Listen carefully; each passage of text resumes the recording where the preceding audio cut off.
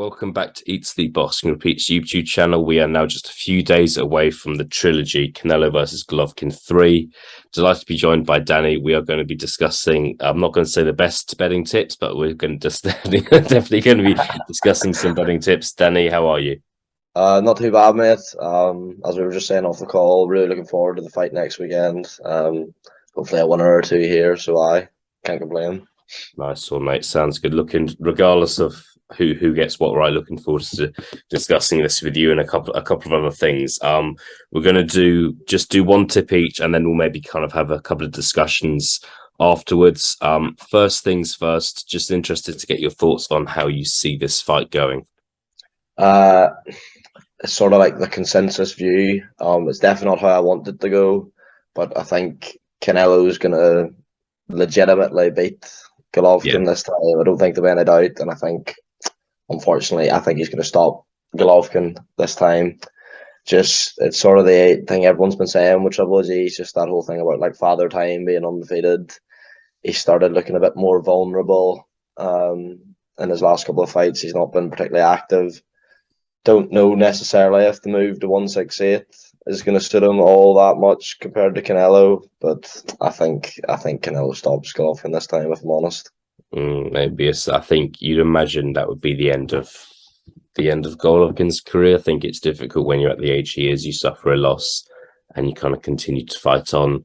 But no, agree with all you're saying. I think it's just a case of, will it be competitive? Like, because I think I hate to say it, but it could be, we could all stay up till 5-6 in the morning, and it could be a bit of not an anticlimax, but it could just be very dominant from Canelo, which when you're staying up until that time here, you want to at least see a competitive fight. Yeah. So we don't know. I think we don't know what we're going to see from that perspective. It could still be a good fight, but yeah, I'm not sure you're going to find many people who are picking Golovkin to win this one, but we shall see. Go straight into it. What is your betting tip for this weekend, Danny? So on that note, obviously, you can get Canelo to stop Golovkin at like well above evens, like 6-4, 13-8, which I think is not a bad price. But I think if you're looking to be a bit more expansive, so I've gone Canelo to stop Golovkin in the second half of the fight, so around 7-12, and you can get that at 5-2 with Sky Bet. Canelo's slow, can be a bit of a slow starter. Usually it's like that. It's almost like a cliche from like fighters at his sort of level. They like download the data or whatever and have a look. And sort of on what you were saying, I think it could be competitive in the first half of the fight. Golovkin's probably get the better jab out of the two, which you would imagine would, give him more success in the early stages.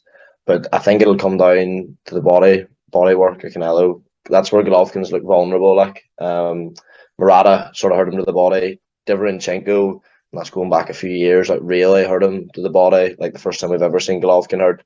And Canelo's like body punching is like elite, like up there with the best in the sport. So I think down the stretch is when he's most likely to get him. Like I don't think you'll see like some one punch knockout, more just like a slow sort of like beat down with Golovkin being stopped up against the ropes, unfortunately. Yeah, no Amir Khan style knockout then. No, fair enough. I'm going to disagree. I think we will see what happens. I think there's a chance that Canelo will hurt Golovkin, but he just won't do quite enough to get him out of there. I think Golovkin's an experienced guy, and I think he'll maybe know how to survive and know how to kind of avoid getting stopped, basically. I could be wrong, but I was just looking at the odds, and Alvarez to win by unanimous decision is 7-4. So better than evens, and that's what I'm leaning towards. Nothing kind of outstanding, but I think that bet's being overlooked a little bit, to be honest. But it's the sort of thing, after 2 rounds, I could be saying something completely different, to be honest. It's one of those. I'm not quite sure what to expect on Saturday night. But yeah, that is my tip. Just a couple of questions from me, Danny. If you were to pick, if you had to pick one round for Canelo to stop Golovkin, what round springs to mind?